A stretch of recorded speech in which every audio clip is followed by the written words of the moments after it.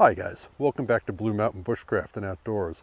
Today I've got a piece of cooking gear that I think you guys might find pretty interesting. It's from one of my favorite companies, Silverfire, and this is something that they have developed to be used in conjunction with their Scout stove. And as you guys are going to see, it has been well used, well loved in the months that I have had it. So let's break away over here to the stump and we'll break this sucker out and show you what I got for you.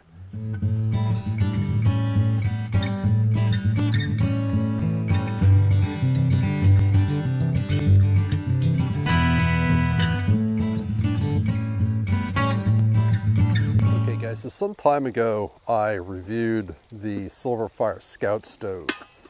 I had contacted Silverfire, asked if I could review the stove for them. They sent it to me, used it for a while, and I really liked it. And that's what we have in here. The Silverfire Scout is a gasification stove, and it's very simple, very well made, packs down nice and small, and the kit that I originally got it with came with an MSR Seagull 1 liter pot, which if I'm just out with myself, cooking for myself is plenty big enough. It's stainless steel, it's well made, and it's a really good solid piece of kit. So this is the gasification stove. This is the Silverfire Scout. As you can see, this doesn't sit on my shelf unused. What we're talking about here today is the Scout mini dragon pot that is designed to go with this stove. This is a stainless steel 2 liter pot. It's got a real nice folding handle, good lid, packs down, reasonably compact for a 2 liter pot. Now, if you're looking at this, and it may be hard to tell on the camera, but this may look a little on the large side for a 2 liter pot. And essentially it is, but that's because there are some things built into the design of this that make it pretty unique. So the unique thing about this pot is that it is skirted. Right, so what I mean by that is, take the lid off, take the stove accessories out, and see you've got a nice 2 liter chamber here.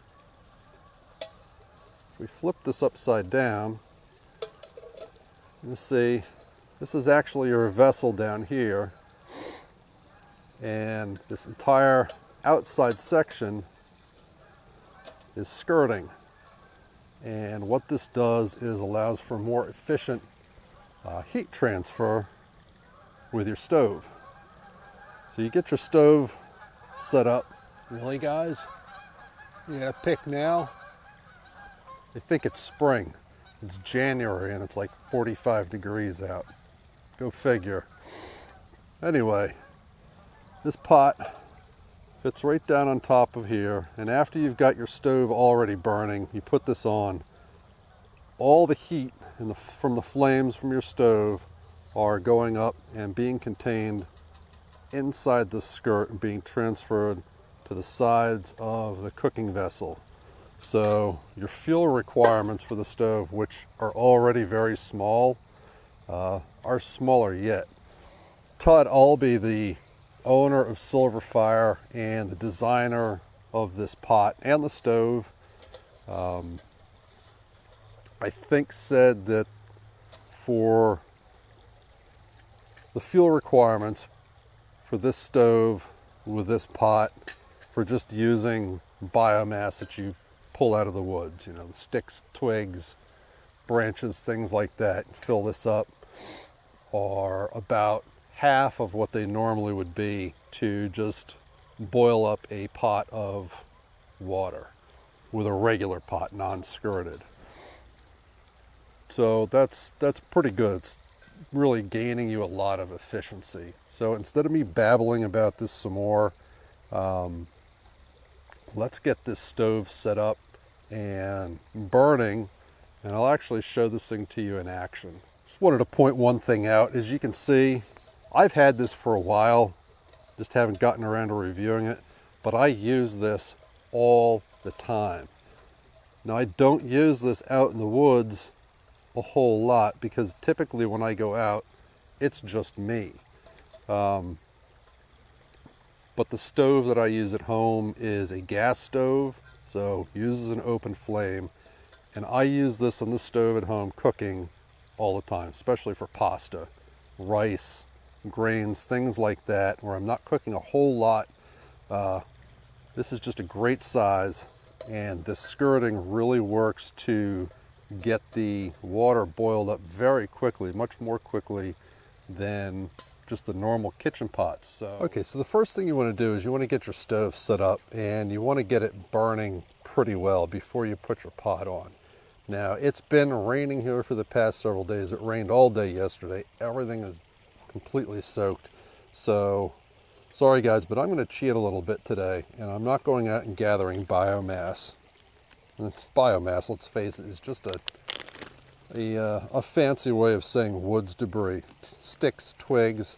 If you want to see this stove do that, I'll put a link to that video down below. But what we're going to use today are some wood pellets. I burn wood pellets at home to heat my house, and I just grabbed a few handfuls of those, threw them in a bag, and brought them along. Wood pellets, by the way, for these little gasification stoves work really, really well. If you don't want to be fooling around with stuff that you have to find in the woods, you just want to bring some fuel with you, these things are awesome. Let's throw some of those down in here. That's about a half a sandwich bag full, which I have a feeling might even be too much, but we'll see. Again, I'm going to cheat and use a piece of tinder. Tell you what, I'm not going to need that whole thing. Let's cut that in half.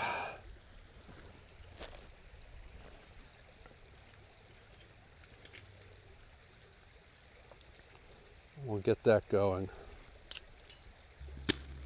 There she goes.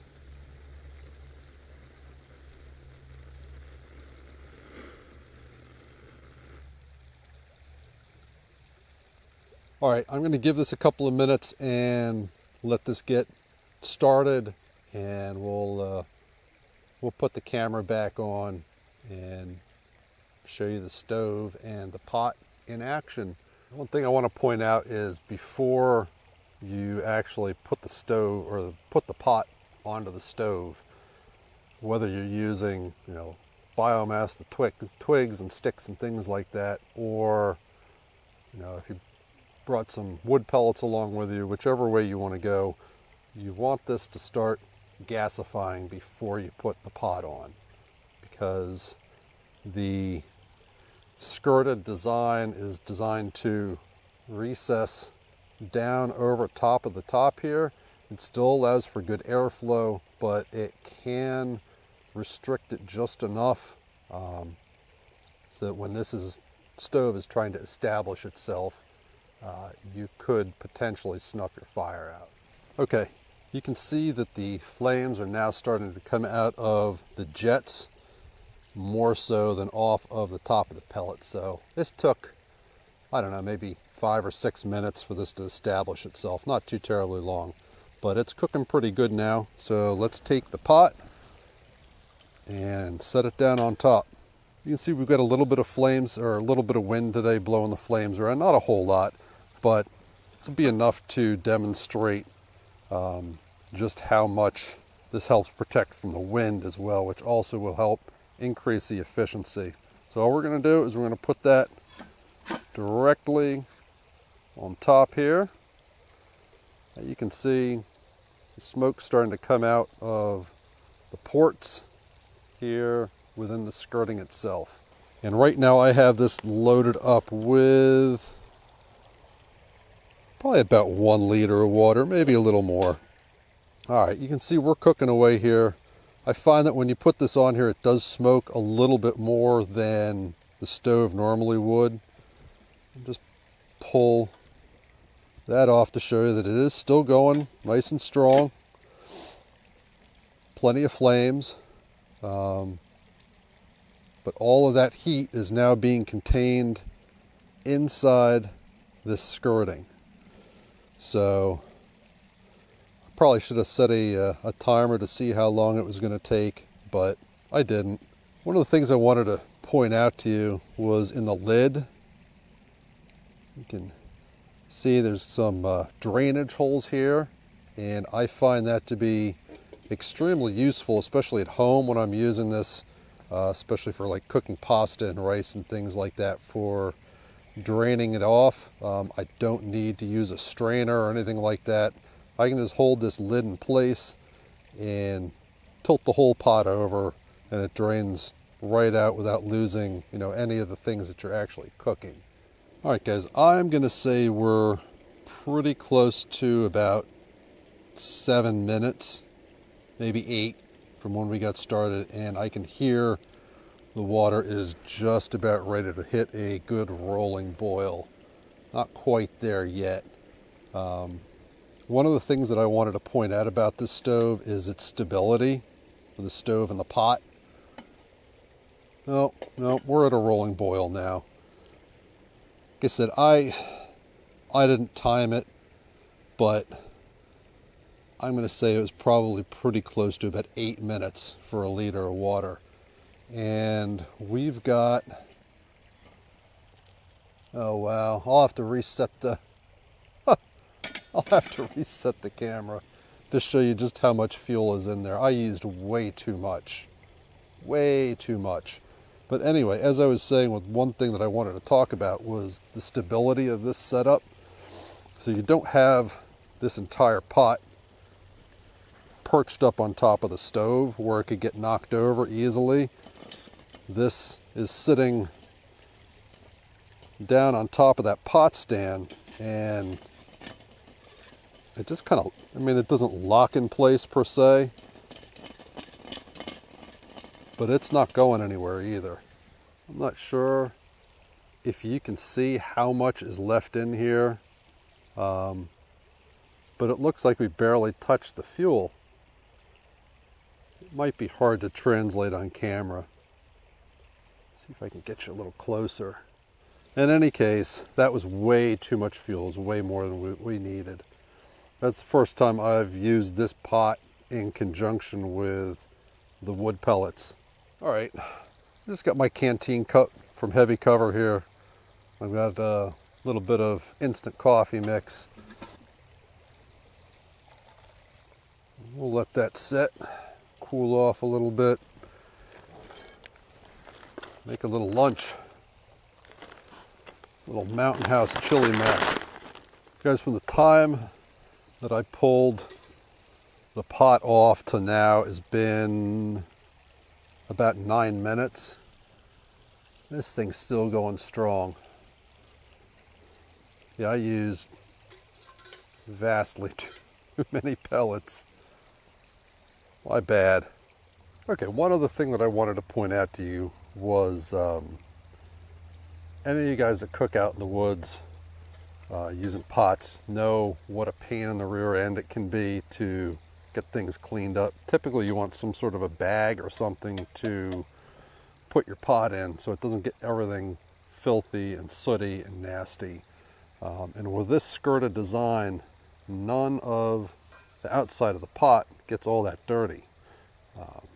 All that dirt is contained in here, inside the skirting and in the main cooking chamber, which really doesn't come too readily in contact with any of your other gear. So that's pretty cool. I like that a lot. Hold on. Let me finish this and I'll be back with you in a couple of minutes. All right, I'm done eating. So let's recap a little bit. I used about a half a sandwich bag worth of wood pellets, and just a little piece of tinder to get it going, to boil a little over a liter of water in the pot. And that stove burned for a good 15-20 minutes after I had my boil. So that was way, way, way too much. I probably could have gotten away with maybe even half, with very little fuel.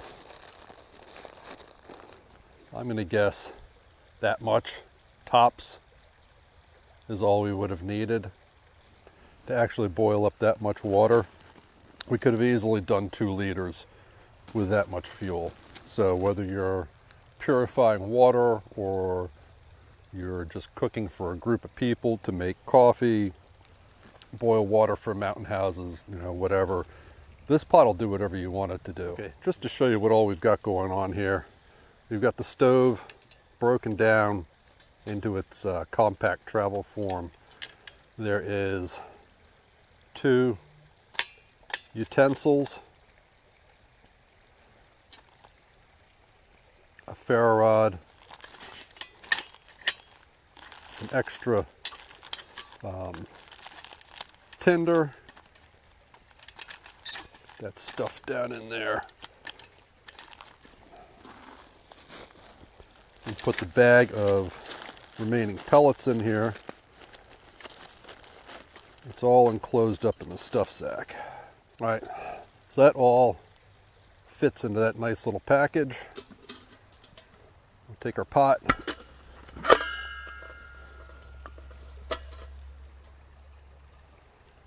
The stove will fit right down on top of there. A little room to spare.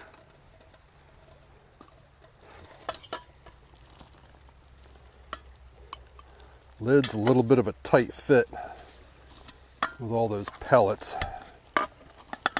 You can work that down in there.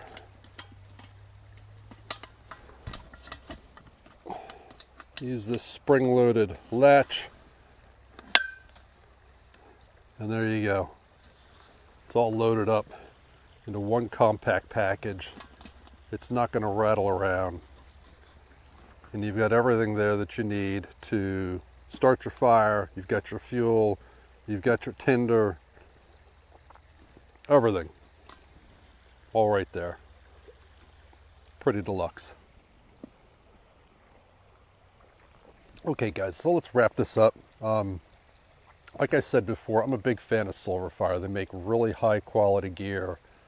Prices aren't too bad, especially for what you're getting. You know, it's really well thought out, well engineered, top-notch stuff from a great guy right here in the US.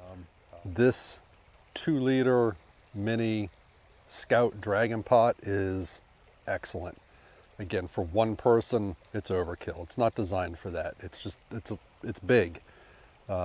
Or too big for what I would need just for myself. But if I'm taking my family out, if I'm cooking at home, I use this thing all the time, like I said.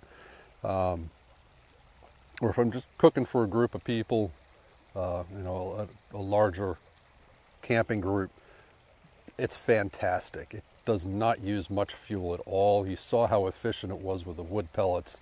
It's equally efficient with biomass that you pick up out here in the woods.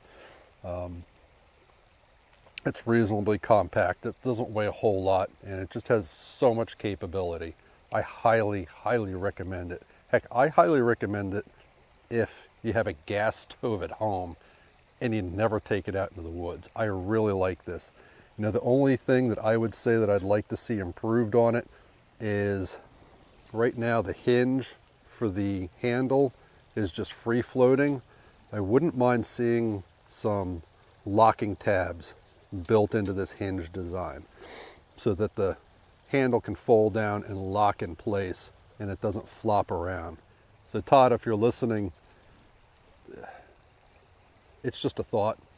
It's pretty good the way it is, but that'd make it that much better. I really like the setup, guys, and if you're looking for something a little bit larger for, you know, cooking for groups of people or just making food for yourself at home with a with a gas stove, you know, stove that you're using an open flame with, I highly recommend this thing. It's really good. Go online. I think they sell this. The pot itself is about $65. You can get it as a kit with a stove for a bit more. So I'll put the links down below for Silverfire. Go check them out. I highly recommend it. It's an excellent piece of kit. All right, guys, I'm going to finish my coffee and play around with some knives while I'm down here in the woods. I'm heading home. Thanks for spending some time with me, and we'll see you next time. Bye.